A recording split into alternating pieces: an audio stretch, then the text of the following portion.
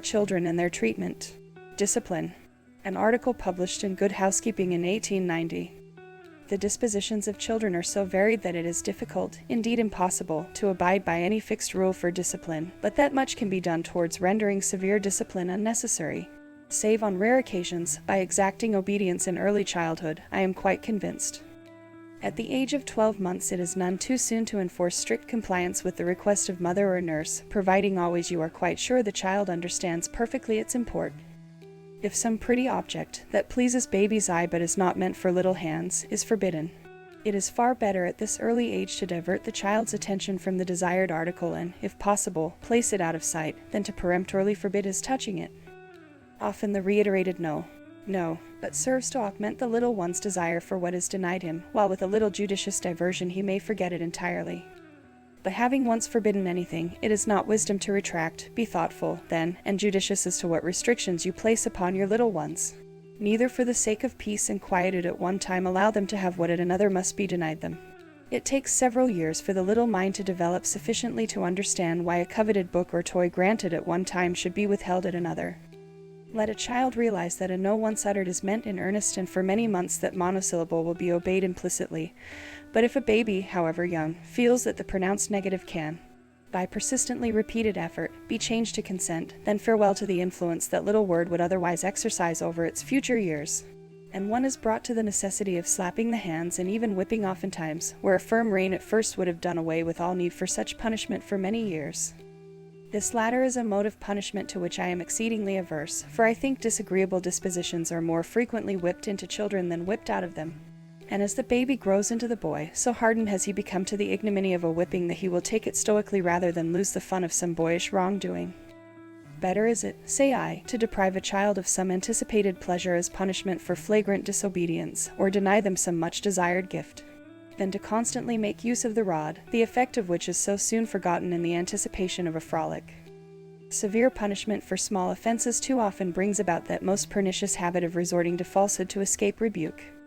As a child grows old enough to talk, this is, perhaps, the greatest evil to be overcome, and in many cases the hardest to deal with. In some it is not the outgrowth of censure, but seems to be an inborn failing, and in these latter instances to punish severely for an untruth is but driving a child to deeper deception to avoid detection. Try, therefore, at first to awaken conscience and a realization of the unmanliness of a lie. If after a realizing sense of right and wrong is attained the old propensity is persisted in, it may be necessary to use severer means. The habit of prevarication so often found in young children is frequently only the outcome of a highly imaginative temperament, and must be dealt with, not so much as a fault, as mere foolishness that no one thinks cunning or bright. Next to truthfulness, it is of the greatest moment that a happy disposition should be cultivated in a child, as far as it is possible to do so, and all latent tendency towards cheerfulness fostered to the uttermost. As a rule, children are prone to be cheerful if blessed with good health, but their happiness is apt to be spasmodic and largely dependent on being left to their own will. To a great extent an evenly happy disposition can be cultivated by teaching the little ones to be generous and loving, and, above all, by setting them the example of a smiling, happy face, expressing interest in their play and tender sympathy in their many little woes. However, it is not well to make too much of baby's troubles, rather make him quickly forget the cause by diverting his attention.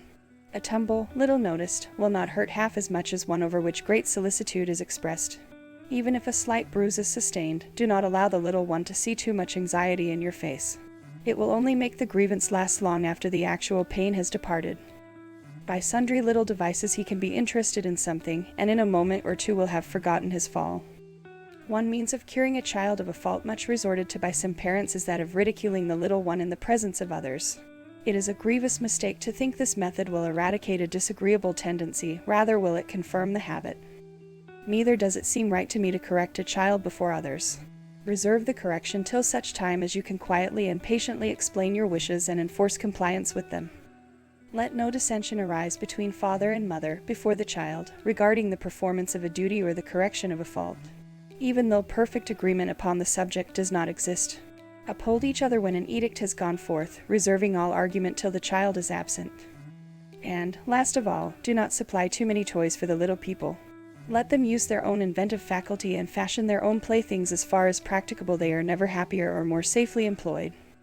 The child is to be pitied whose every wish is anticipated and whose playroom is filled with expensive, discarded toys, none of them half as dear to him as some forlorn old rag doll such as our grandmothers thought so beautiful.